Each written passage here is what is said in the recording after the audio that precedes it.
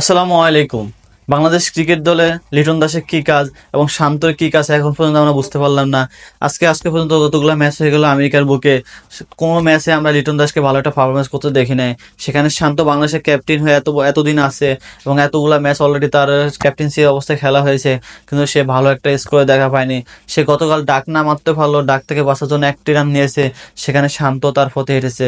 শান্ত ডাক না মারতে পারলো, সে একটি রান নিয়েছে এবং লিটন দাসও একটি রান নিয়েছে এবং তাদের 1-1-2 রান নিয়ে বাংলাদেশকে জয়লাভ করা সম্ভব।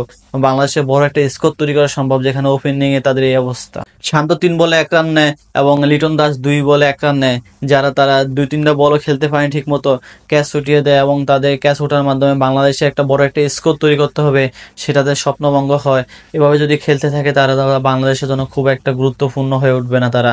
আমরা চাই যে লিটন দাসকে বসে হয়তো আফিফ হোসেন সহ আরো যারা আছে এখনো বসে আছে এবং যারা বেঞ্চে বসে থাকে তাদের থেকে যে কোনো একজন ভালো। সৌম্য সরকারও দেওয়া হয় না, সৌম্য সরকারও সে একই অবস্থা, একই গোয়ালের গরু। তাই আমরা চাই যে আফিফ হোসেনকে নামানো হোক। আফিফ হোসেন ভালো একটা স্কোর তৈরি করতে পারে, আফিফ হোসেন ভালো একটা রান নিতে পারে।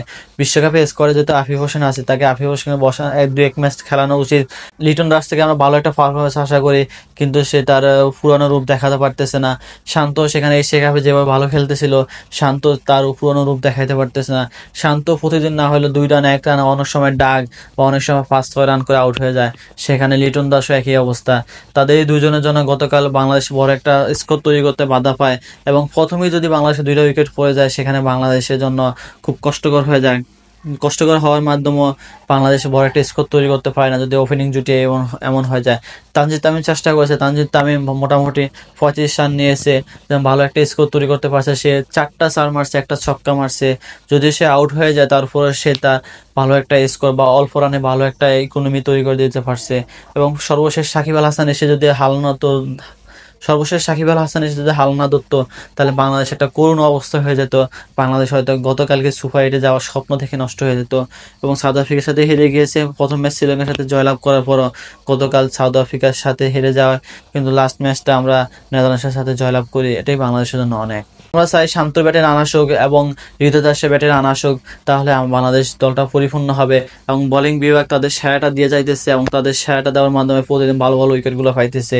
সেখানে ওপেনিং জুটি যদি এই অবস্থা হয়, তাহলে বাংলাদেশের জন্য এক করুণ অবস্থা তৈরি হবে। আমরা চাই লিটন দাসকে কয়েক ম্যাচ বসিয়ে আমরা জাকির হোসেনকে আমরা উইকেট কিপার দিয়ে এবং আফিফ হোসেনকে 2-1 ম্যাচ খেলানো যেতে পারে। এবং শান্ত যেহেতু ক্যাপ্টেন, তাকে বসানোর সুযোগ নেই। তারপর আমরা চাই যে শান্ত ভালো একটা পারফরমেন্স তৈরি করবে এবং ভালো একটা পারফরমেন্স তৈরি করার মাধ্যমে বাংলাদেশের সুপার এইটে যতগুলো খেলা হবে সেগুলো খেলে আমরা ফাইনালে যাওয়ার একটা স্বপ্ন দেখি।